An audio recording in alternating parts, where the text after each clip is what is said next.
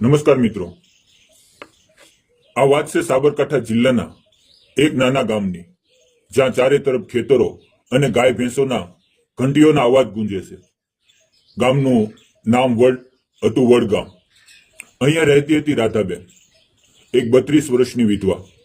તેના પતિ અમિતભાઈનું 1 વર્ષ પહેલા એક્સિડન્ટમાં અવસાન થયું હતું. અમિતભાઈ ગામની પ્રાથમિક શાળામાં શિક્ષક હતા અને રાધાબેન પણ તે શાળામાં ભણાવતી હતી. તેમની એકમાત્ર દીકરી હતી મીરા. મીરા ત્યારે માત્ર 7 વર્ષની હતી. અમિતભાઈના ગયા પછી રાધાબેનનું જીવન એકદમ બદલાઈ ગયું. ગામના લોકોની વાતો શરૂ થઈ. એકલી સ્ત્રી શાળામાં ભણાવે છે, શું થશે? મીરાને બાપુજીની જરૂર છે. વિધવા થઈને પણ સાડી પહેરે છે, આને ઘરમાં રહેવું જોઈએ. રાધાબેનના સાસુ સસરા પણ ખૂબ જ જૂના વિચારવાળા હતા. તેઓ કહેતા, બેટા તું અહીંયા રહે પણ બહાર ઓછું નીકળ, લોકો વાતો કરે છે. પણ રાધાબેન એક વાત માની નહીં. તેણે શાળામાં જવાનું ચાલુ રાખ્યું. દરરોજ સવારે મીરાને તૈયાર કરી બંને શાળાએ જતા. શાળામાં તે બાળકોને ભણાવતી, તેમની સાથે હસતી, પણ ઘરે આવીને રડતી. મીરા પૂછતી, માં પપ્પા ક્યારે આવશે? રાધાબેન માત્ર હસીને કહેતી, પપ્પા તારા દિલમાં છે બેટા. મિત્રો, ગામમાં એક બીજો શિક્ષક હતો, કમલેશભાઈ. તે પણ 35 વર્ષનો, અવિવાહિત, શાંત અને સરળ માણસ. તે પણ તે જ શાળામાં ભણાવતો. અમિતભાઈના ગયા પછી તે રાધાબેનને મદદ કરતો. ક્યારેક મીરાને ઘરે મૂકી જતો, ક્યારેક શાળાના કામમાં મદદ કરતો. રાધાબેનને તેની સાથે વાતો કરવામાં આરામ મળતો. તેઓ બંને શિક્ષણ વિશે, બાળકો વિશે, જીવન વિશે વાતો કરતા. એક દિવસ શાળાના કાર્યક્રમમાં મીરાએ ગીત ગાયું. રાધાબેન આંખોમાં આંસુ સાથે તાળીઓ પાડી રહી હતી. કમલેશભાઈએ તેને જોઈને કહ્યું, રાધા તમે ખૂબ મજબૂત છો. મીરા તમારા જેવી જ બનશે. રાધા હસીને બોલી, સાહેબ મજબૂતી તો બાળકો આપે છે, પણ ક્યારેક લાગે છે કે જીવનમાં થોડી ખુશીની જરૂર છે. કમલેશભાઈ ચૂપ રહ્યા. તેમને રાધા પ્રત્યે પહેલેથી જ આદર અને પ્યાર હતો, પણ તેઓ ડરતા હતા, ગામમાં શું વાત થશે. આમ સમય વીતતો ગયો. 1 વર્ષ પછી ગામમાં એક મોટો તહેવાર આવ્યો, નવરાત્રી. ગરબાની રાત્રે ગામના મેદાનમાં થતા. રાધા વર્ષોથી ગરબા નહોતી રમી, પણ આ વખતે મીરાએ આગ્રહ કર્યો, માં ચાલો ને, હું તમારી સાથે રમીશ. રાધા માની ગઈ.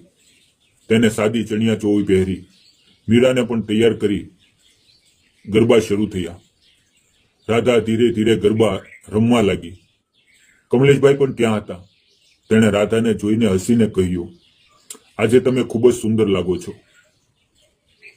રાધા શરમાઈ ગઈ. તે રાત્રે ઘરે આવીને વિચારવા લાગી, શું હું ફરીથી જીવી શકું? શું મીરાને નવા બાપુજી મળી શકે? ધીમે ધીમે વાત ગામમાં ફેલાઈ. કેટલાક લોકોએ વિરોધ કર્યો, આ તો અનૈતિક છે. પણ ગામના કેટલાક યુવાનો અને શિક્ષિત લોકોએ તેને સમર્થન કર્યું. રાધાના સાસુ સસરાએ પણ ધીમે ધીમે સમજી લીધું કે મીરાને સુખી જોવું છે. છેવટે કમલેશભાઈએ રાધાને પ્રસ્તાવ મૂક્યો, રાધા હું તને અને મીરાને સુખી રાખવા માંગુ છું, જો તમે ઈચ્છો તો. રાધાની આંખોમાં આંસુ આવી ગયા. તેણે કહ્યું, કમલેશ હું ડરું છું, પણ મીરા માટે અને મારા માટે. હા.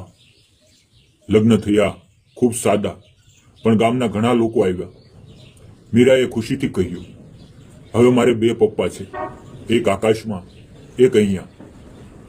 આજે રાધા અને કમલેશ સાથે રહે છે. મીરા મોટી થઈ રહી છે, શાળામાં પ્રથમ આવે છે. રાધાબેન ફરીથી હસે છે, ગરબા રમે છે, જીવનનો આનંદ માણે છે. મિત્રો, આ વાર્તા દ્વારા બસ એટલું જ કહેવા માંગુ છું, વિધવા સ્ત્રીઓને પણ જીવન જીવવાનો, પ્યાર કરવાનો અને નવી શરૂઆત કરવાનો પૂરો અધિકાર છે. સમાજના જૂના રિવાજોને કારણે ઘણી સ્ત્રીઓ એકલી રહે છે, પણ જ્યારે પરિવાર અને ગામ સમર્થન આપે તો જીવન ફરીથી રંગીન બને છે. જો તમારી આસપાસ કોઈ એવી સ્ત્રી હોય તો તેને હિંમત આપો, તેને જીવવા દો, કારણ કે ખુશી કોઈ ઉંમર કે સ્થિતિને નથી જોતી. મિત્રો, વિડીયો પસંદ આવ્યો હોય તો વિડીયોને લાઈક કરજો, ચેનલને સબસ્ક્રાઇબ કરજો અને બેલ આઇકન દબાવી દેજો. ફરી મળશું એક નવી હૃદયસ્પર્શી વાર્તા સાથે. ત્યાં સુધી આવજો.